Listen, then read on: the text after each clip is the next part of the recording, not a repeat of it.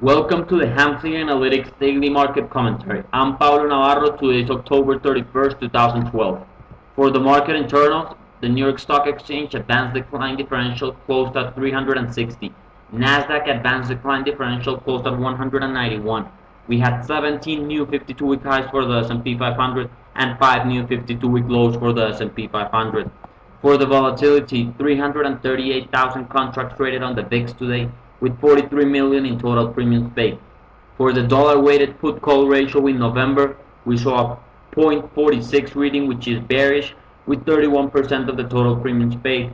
In December, a 0.4 reading, which is bearish, with 48% of the total premiums paid. And as you can see here, all of our readings today were bearish. Here we have the daily chart for SPX. We finally opened after the hurricane. So here we are flat for the day, basically 0.22 higher. So we're doing nothing here. We have some volatility intraday, but nothing happening here. Tomorrow we have ADP number coming out, and on Friday we have non-farm payroll. That's going to be the critical part of the week. It's going to be very important here to watch those two numbers, and Friday to see what's going on with the market and the direction here. As so far here you can see we're holding this level so far quite well. We need some positive numbers maybe to go to test this zero sigma at 1437. That's gonna be the here on the daily chart. If we go to our 60-minute weekly support, pivot, and resistance, you can see here we're almost at weekly pivot of 1416. We are below it, so we're looking at lower digits here, maybe for 1398. Hold that level, or if not, go to 1384.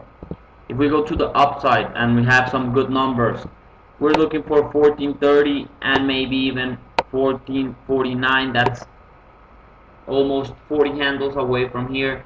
That's pretty big move if we get to weekly support resistance number 2. So we're looking maybe for the 1430, 1440 week here. Now let's go to our moving averages chart to see what's going on here. And we could see here we have the daily chart for SPX. We are almost getting to this 100-day moving average on the downside. That should be some support in case we drop down there at 1397. On the upside, looking for 1424. That was our previous high around April and March.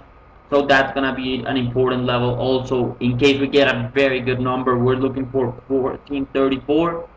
That's going to be the 55-day moving average. That's going to be pretty important. Also pretty close to the 20-day and the 10-day moving average. So this area here, if we get some good numbers, this is the area where we're going to want to end the week at.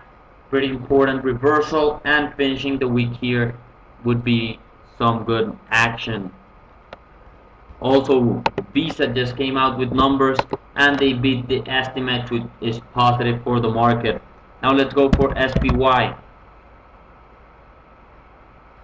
On SPY, pretty much the same. We're looking for 139.97. Let's call it 140. That's going to be our support on the downside.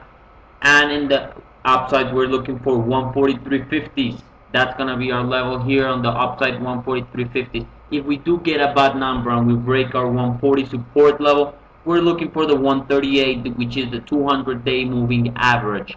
That's going to be the important part here. Which side are we going to go? Are we going to come and test this 200-day moving average on the downside, or try to test the highs of 1?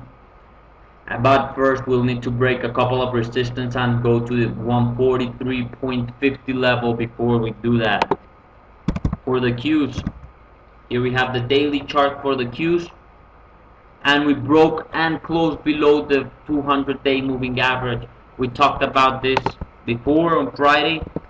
It was just about time whenever we were going to break this to the downside. We had tested a couple of times before, and today was that day we broke it, closed below it, and now we're looking for a target of 62 and then 60. Of course, if we do get a very good number, we will go higher. Maybe come and look for 66.20. That's going to be the target if we get some bullish numbers here on the coming economic data. But of course the bias would be to the downside here on the Q62 and then 60. That's gonna be what we're looking at here on the daily chart for the Qs or the Nasdaq ETF. If we go to the IWM, this is the Russell 2000 ETF. This tells us about risk on or risk off, and we have been bouncing pretty nicely off the 200-day and now of the 100-day moving average. We're starting to turn around here. We have an update 0.23% for the day, and we're looking maybe coming to the 8250s, 8220 level. That's gonna be some resistance on the upside, so we want to break that to the upside and go to the 83 level. Maybe that would happen here if we get some good numbers. If we get some disappointment, we are going to break this 8050 level, which is the 200-day moving average, and our target would be around this 7550s and even lower to 7250, 73s. But from here the chart looks slightly bullish, but we have a lot of resistance here above, so keep an eye on the numbers and we'll see what happens after non-farm payroll.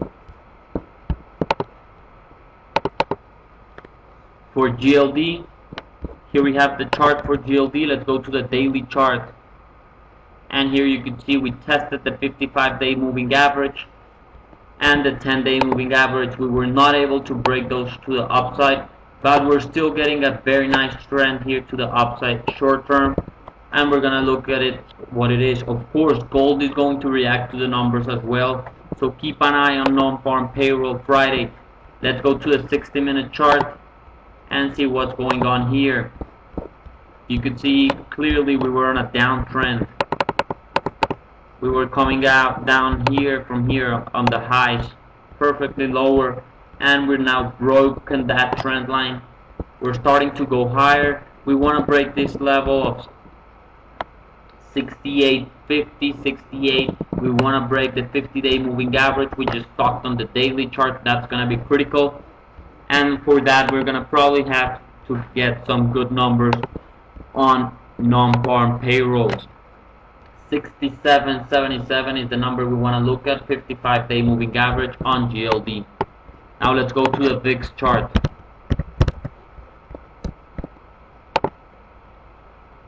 Here we have the daily VIX chart.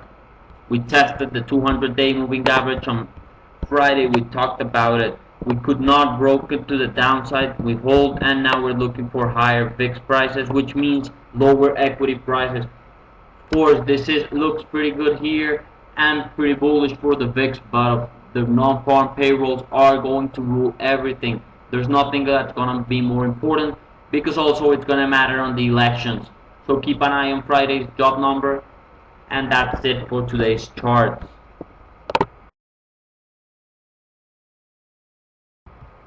We have a special offer by TradeStation. Get your Hansi Analytics proprietary indicators paid by TradeStation. Contact Active Traders office in Chicago, Peter Albino, at the number listed below. Have a great day and happy Halloween to all.